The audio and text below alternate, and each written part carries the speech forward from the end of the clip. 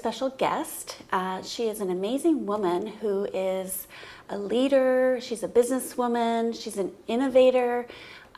She has created so much support in the community of Victoria, British Columbia, where we both live. And she's also a mother of two. And she is somebody I met a few years ago, and I was immediately drawn to her because of her warmth and her just sense of community and just wanting to be of service or to be of help. And so welcome, Jane. Thank you for being on my show. So tell me a bit about yourself, about you and your business and what you like to do with your time, that kind of thing. So I'm a realtor in Victoria. I came to real estate from teaching. I moved here in 1999, so I've been here almost 2 decades now. And I got into real estate because I didn't have a great realtor. And I decided, okay, I wanted to see if I could do this job better. And I thought, of course, when anybody's going into a new profession, it looks easy from the outside, right? Yeah. And immediately, so I'd gone in from government, and I have a master's degree in leadership from the University of Victoria. So I knew all these people, but I wasn't established in the community. So having come from Toronto, where my mom was a politician and really quite central to the community that we lived in, I was used to knowing everybody and knowing everything about everybody, like a small town. Yeah. So when I came into real estate, actually I discovered eWomen Network, and that was the first networking group that I joined. It was a no-brainer for me because of the facilitated introductions. Yeah. And I got into, I realized that people wanted to do business with me because they knew, like, and trusted me. And I realized that the work that I was doing in the community, volunteering, was helping foster those relationships. So I've just really kept up with that, and it's really developed my network. Yeah, and I think you really do set a really good example for the community. And I love what you say on your website about how, I mean, the reason you're the host of a really amazing vlog yourself called Vancouver Island Time, which I was lucky enough to be a guest.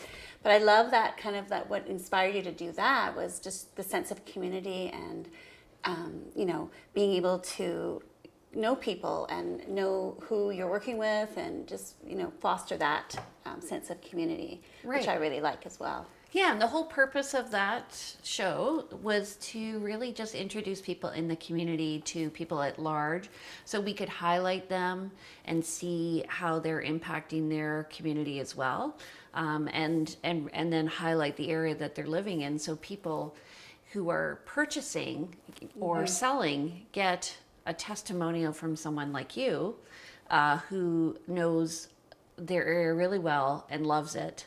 And can tell them what it's like to live in Victoria. Yeah. And people love firsthand experience and seeing what it's like for real in real time almost. Yeah, and that was like a 5-year project that sort of came to fruition all of a sudden. So it was kind of on the back burner there. Yeah, just like my show. After 10 years, I'm finally doing it. So you talked a little bit about what inspired you to do what you do as a career. I know that you do a lot of other things in the community. So we talked about eWomen Network. You were the former executive managing director, and that's how I met you originally and liked you immediately. And then you're also an avid rower and speed skater. Tell me a bit about that and how you kind of contribute to your community as a mentor and a teacher. So I used to be a phys ed teacher in Toronto, and I got signed up for speed skating by my husband, who thought that it would be a lot of fun for us to do a family activity. So anytime we've done sports with our kids, it's been all of us together. So because I took to the skating quite quickly, they asked me to come out and coach the beginners. So I coach like up to 7-year-old kids, and I call them my little ducklings when they follow me around the ice. It's a lot of fun. Yeah. So with the rowing as well, I wrote a long time ago in university, and so again, I took it up quickly and got into coaching that as well. So, and I do all the social media for both of those groups. And that's a one way of sort of keeping front of mind and being a connector in the community. And that's a lot of work, but it's worthwhile because you're connecting to your community, but you're also being of service as well. And you know, you love your work as a realtor, and you love helping people find homes. So I think you're inspiring to me, anyways, and I'm sure a lot of other people who are going to be watching. You know, of how to not only thrive in your business, but be of service at the same time. Yeah. Which I think is really key. I think the key actually is just to be authentic. Yes, yeah. And just do, like, seriously do what you love doing, and then people will be attracted to you because you're not being fake. Yeah. You know, like I remember when I was taking my course, somebody was talking about, what watch shall I wear? And I'm like, who cares? I don't care. Yeah, exactly. So, Yeah.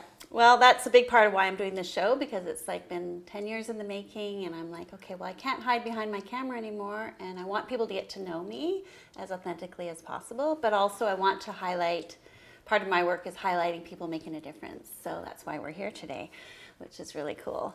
So what do you think your biggest challenges or obstacles are, or have been in the past, on your current like career path, or anything that you do in or outside of your business? Probably the biggest thing is just there's a lot of rapid change happening. Like, there are new apps coming out, and sort of beginning to filter out the wheat from the chaff. Is that the right saying? So we're knowing what's actually important to keep doing and what I can stop doing. Yeah, it can be overwhelming. I definitely feel that in my career as well as a photographer. Yeah, I think sometimes you think, okay, I better start doing this, and then you realize that was a waste of time. So for me, I've been trying to develop a team, and I realize I'm really more of a mentor than I am a team leader. I prefer to facilitate people's development rather than lead them, because I like them to be independent. Yeah, and I think that in some ways can be more helpful to people, because I think innately we know what to do, but we just need somebody to guide us in the right direction. So that's great. So what's your favorite part of your day? Right now, I hate getting up early, but I love rowing.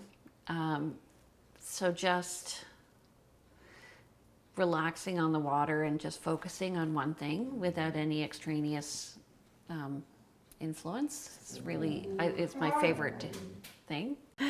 So, but the other thing I love doing, honestly, I love negotiating. So submitting the transaction, like putting out the offer, and then seeing what I need to do to get it through. And one of a realtor who I did a transaction with yesterday actually said, well, I know your transactions all go through, so I'm not worried. Yeah, and really, and that comes from understanding what the buyer or seller needs, and meeting those needs, and then seeing how the house fits in with what they're purchasing. Yeah, I quite like it as well, and it sounds like for you it's a fun process. So how would you, what advice would you give to other business owners to make that business transaction or the sales process? How would you advise them on how to make it more, I don't know, easier for them, or I don't know. So I'm a certified bank code trainer, right? Yes. So that's sales training. So what the best piece of advice I can give anybody is just listen and understand like what their need is versus what their want is. So sometimes people tell you what they think they want, but then when you go around and you're looking at houses, or when they're giving you feedback, is really take that in, and then you can say, okay, well, I see this is important, and this is important, and this is important. And That's then right. when you find the house, yeah, that's what I find in my business too. People often don't know what they want, so it's really kind of guiding them to get to know what that is at the heart of it. Like, so it is more of a need, and then work around to create the need and the want together. Yeah. If that makes sense. Well, your use of the Pinterest was a really good tool, because then people pick out the pictures, because then they don't have to articulate it with words, they articulate it with pictures. Yeah. And do you do the same thing with Real estate? With real estate? Yeah, Or- we do, because we Yeah. give them access to the portal, and then Yeah. we get them to choose what they like, and then I'm looking for what the consistency is between each home. Right. All right. So when you work with your clients, like, what do you offer them, and what do you get personally from working with, what do they get from working with you? So what I do is it doesn't matter if they're buying or selling, a trailer or a $1 million home. The purpose is to give them exemplary service. And how we focus on that is to educate them. So when somebody's getting their house ready for sale, we'll give them access to a stager who will give them advice. And I don't pretend to know what I'm doing regarding staging. Yeah.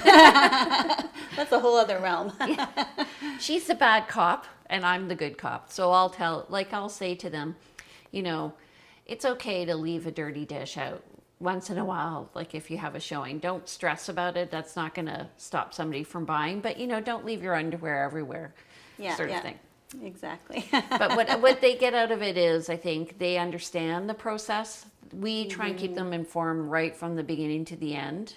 And what that does is it allows them to feel like they're in control, and they see all the feedback, so they know if they want to change their home, what they can do. Exactly. So, back to your community involvement and your support of the community and how you're giving back in the world. When you're doing all these things, is there something that comes to mind that when you think about it, like, why is it important for you to be of service? Is it internal thing, or is it to do with business, or is it something bigger than that? Well, it's certainly not to do with business. Yeah. No. I didn't think so. When we were running Women Network, we had a donation every year towards a local entrepreneur or a group. And that was very important to me, that we have some sort of focus on giving back to the community. And it was honestly just the way I was brought up, that we were to be of service to people and think about the community good. So some of the organizations, like the Victoria Hospital Foundation, I can thank Mary Lou Newbold, who brought me in. And she brought me in because she wanted somebody with connections to the community. And what I'm doing is bringing in donations, and we just raised $1 million, which is fabulous. I know, I heard that's amazing, and I was happy to be a part of that as well. Yes, thank you. You've inspired me to be of service more than I am. Well, and I think also, like, at the end of the day, it's not how much money you made, it's really what impact you've had. And if at the end of my life, when I look back, that's how I want I want my impact to be positive, and I want my kids to be happy and healthy. I don't care if they're a doctor, a lawyer, or a rocket scientist. I want them to be happy people. And in general, it doesn't take much to just make a little bit of an impact. Exactly, and that's one of my big sayings for my show today is, it's no matter how small. So as long as we can make an impact that's positive, it doesn't have to be, David Suzuki level, impact. It can be just a small thing that somebody can do. Maybe it's once, maybe it's on a regular basis. It doesn't matter. But at the end of the day, you can say, I did this, or I made a difference in so-and-so's life, or, I raised happy and healthy children. Because that's what we all want, I think, at the end of the day. So I guess another question would be, is there a story behind, or is it just like you said, you were just brought up that way, or was there a story that inspired you to do the things that you do? Well, my mom was a community leader. She was a politician in Toronto. And then when I moved here, I lived at Pearson College for 15 years, and I was a house parent, and I saw the students there and how they really were working to make a positive change. And I think, you know, that and the work with E-Women Network and the foundation and everything, just realized maybe it's made me a softer person, I would say, more nurturing. I'm less black and white than I used to be. That could be age. Yeah. Well, we want to give as women too. Yeah. The more you give, the more kind of maybe soft around the edges we get. We get a little bit more empathetic and compassionate, maybe. Yeah, you know what's funny? I was a very competitive teenager, and I was told I had to be more cooperative. And then when I was a teacher, I realized that my students, I worked a lot with high school girls, and my students just wanted to really belong. And so everything I worked towards in the class was helping people feel comfortable and belonging to their community. And I realized, like, some of those kids in those classes, they don't know the names of the other girls or boys. And it, you know, so when I taught out here, I taught summer camps, and then I was a house parent, it was really about building the community and the ties. So that's a very strong theme with you, I hear, and that you are you really enjoy working with young people and helping them nurture their sense of self and growth in whatever direction they want to go. Is there was that just something that happened over time, or is there a particular incident that kind of, or not incident, but thing that happened that kind of, or is it just a natural progression maybe?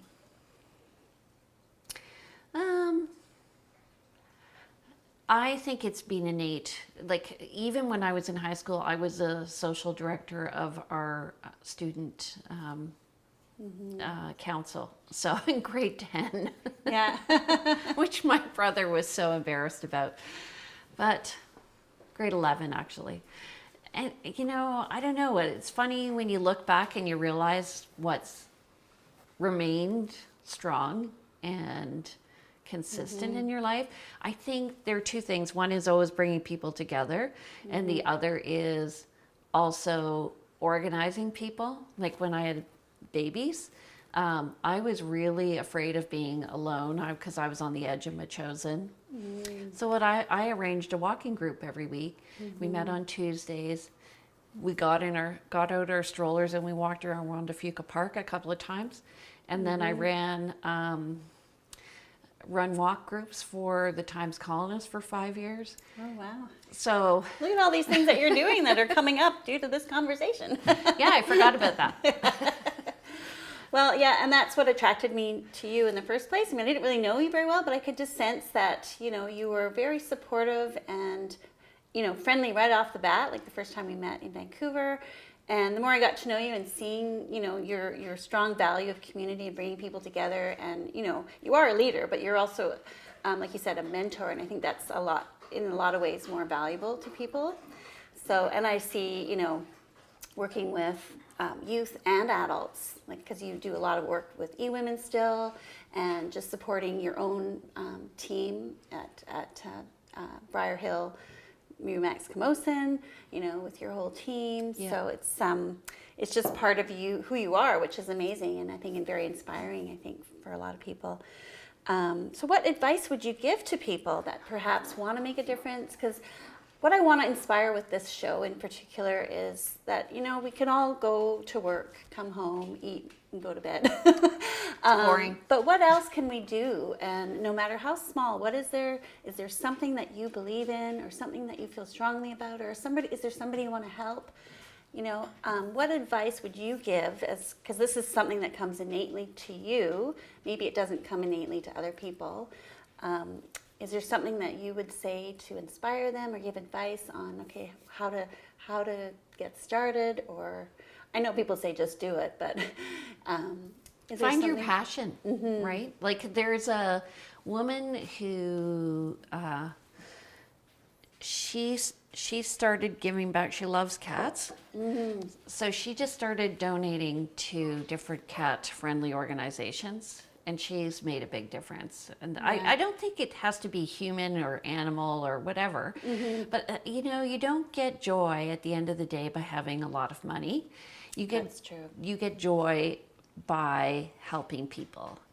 So I think just finding out what's important to you and contributing that way. What surprised me in our rowing and our speed skating group is how involved we are in each person's lives.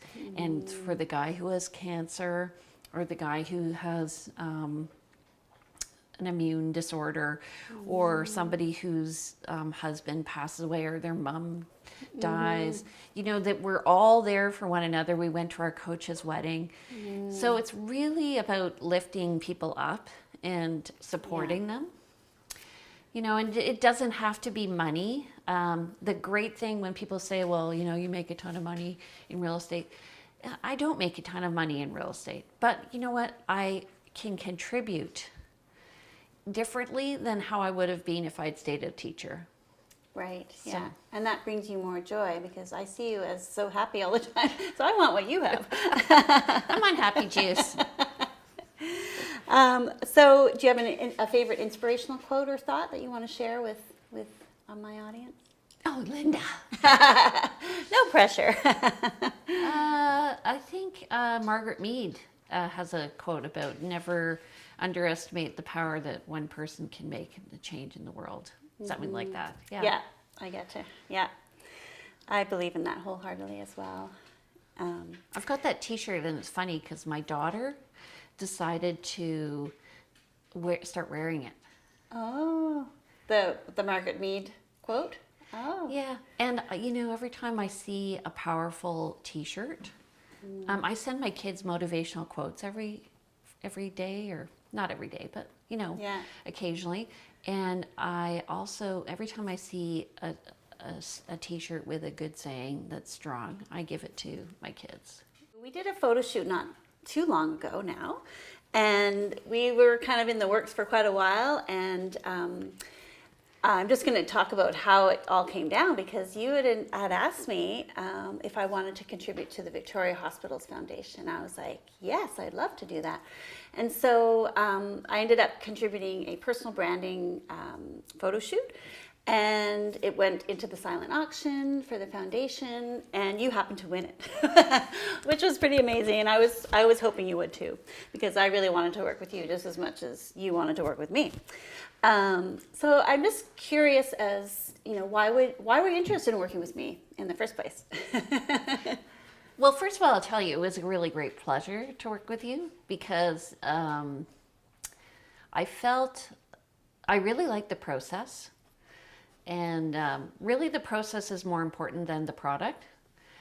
And the process was to examine what I wanted out of it, rather than me just showing up with a bunch of clothes and you saying pose like this or this or this. And you went through the interview, and I felt you're very detail oriented. Yeah. And you're high blueprint. Very high blueprint. Oh, okay. Blueprint nurturer. I didn't know that. Yeah, okay. But you're, you're interested in getting it right. And I looked at your website, and I liked the images that you had for other people. And I felt that they really reflected who they were as people. And I've received similar compliments on my photos, that they really do look like me as a person. Which is a high compliment, because I've looked at other ones where, I'm like, one time somebody airbrushed me so I had no lines, and I thought, if somebody meets me in person, they're going to wonder, what the hell? Yeah. You don't want people to not recognize you when they see you in person. Well, that's very, very kind of you, and for pointing that out, and sort of, solidifies the way I do things, so I can keep doing it that way. And I should say, it's not just you, right? It's you and you at a team. And my team, yes. We all work together to create, that's the whole point, and to, bring out the best in my clients like yourself.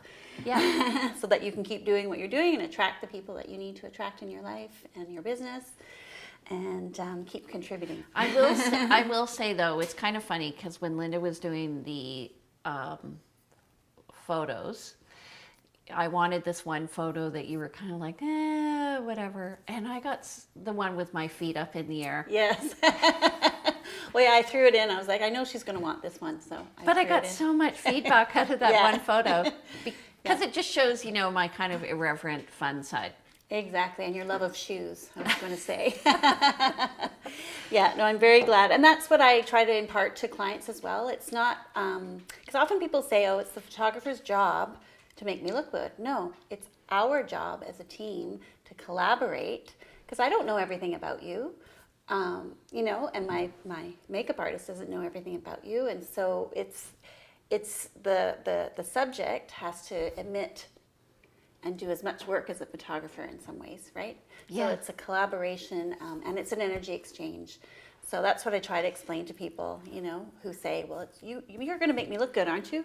Well, no, you're going to make yourself look good because it comes from inside. Well, I also noticed that you were sweating.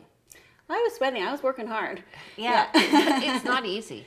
It's not easy, yeah, and it's not easy for the subject either. Especially most of my clients aren't used to having their photos taken, so it is a bit intimidating. It can be, but I try to, do my best to make it as fun and comfortable as possible. Yeah. And for the most part, it is. I would say, Yeah. if you're going to show the images, that if anything, I look really relaxed. Yeah. And maybe she just wore me out from keep going, Jane. Yeah, we'll definitely be showing some of the images we did. And so I guess, we talked a little bit about what you liked about the experience and the collaboration. So how are the photos working for you? I know you said you had some good comments. How has it impacted your business or your life in general, maybe? They're really great. So what I've done is created a story around each photo and just talked about the one in the yellow sweater where I'm holding the coffee cup is about listening to people. People have said that they look very authentic and natural. The one with the yellow sweater where I'm facing the camera is being used as a picture for a tour company where I'm hosting a travel excursion for Departures Travel next fall. Exciting. And then also being different. So the one with the shoes talks about how we have a different approach to real estate and it's fun. And then there's the one with the Tesla Yeah. and the red shoes. Yes. And that one is, that one talks about just being a high level of service and professionalism. So it's they each have a different angle. And I was able to create a story behind them, which really helped me, I think, sort of solidify where I stand. So the brand is not just the picture, the brand is the sort of the layers behind the scenes, right? The story and the personality, so people can get, and that's what I, a lot of people have a misconception about personal branding photography. It's really about creating a story and letting people into who you are as a person, who you are as a business person, the what, where, why, and how of you as a realtor and as a person in the community.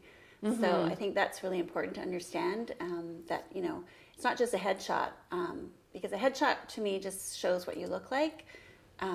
Personal branding or branding photography, or this is personality-driven portraiture, really shows more of who you are. And I think I like how you just described how you are using your photos strategically, and that's how we try to photograph you as well, strategically, so we know kind of, okay, well, these photos are going to be here, these photos are going to be there, and why are you taking these pictures?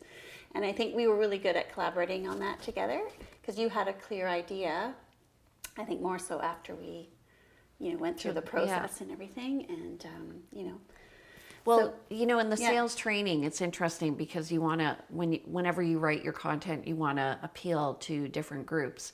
So some of those pictures will appeal to nurturers, and I realize the nurturing side really came out in those photos. Yeah. But there's also the action kind of high level performance people who want to work with somebody who's successful, and then the knowledge one where I have the pen. and then the blueprint one also with the pen and the computer. So just sort of highlighting different aspects of my personality as well as servicing the needs of the client. Now, have you noticed a difference? I know it's hard to tell because it's an indirect impact in your business, but do you feel like you've had a level of attraction now because of the photos, or do you feel, what would you say the tangible results are from actually marketing, using these photos in your marketing? I don't think I can measure it specifically because I haven't tried to, but we definitely use it in our media the way I expressed. I think that what it's done is kind of elevated the perception of people in the public eye. And how I know that's working is because I'll be somewhere and somebody will say, "Are you Jane Johnston?" And I'm like, "I don't know you." Yeah, I saw your picture. Yeah. Or something like that, right? They, and I think also, honestly, my assistant loves them because I'm able to use more than just one headshot. Previously, I've just used one headshot all the time. Yeah. So I can adapt the headshot for different situations. Exactly. So, yeah. And that's another thing that sets branding photography apart, is that you have the versatility of using different photos for different things. And, it's an insidious thing, right? Because it actually does raise the perception and elevates you as the expert. So it's kind of happening authentically for you 24/7. And that's one of the things I say is, this photography, or your portraits, your branding portraits should speak for you when you can't be there in person. It sounds like they are. Yeah. So Jane Johnston, thank you so much for being here. Jane, again, is a realtor with Briar Hill Group, Remax Camosun here in Victoria. She's an award-winning realtor. She's a mother of two. She has her vlog, which is amazing, called Vancouver Island Time. She's a rower, and she's a speed skater, and she's a mentor, and she's an uplifter in our community. So thank you so much for being here, and I look forward to having you on the show again, maybe in the future, Sure. or maybe doing some more photos, or seeing you at the next events. Yeah. Well, Yeah. It's been a pleasure. I think this is a fabulous opportunity for change makers, and I appreciate it. It takes a lot of time and effort to do this sort of thing. So if you get the opportunity to work with Linda, I would highly recommend that you do so. Thank you so much. So thanks again for joining us at the kitchen table, where ideas for change emerge.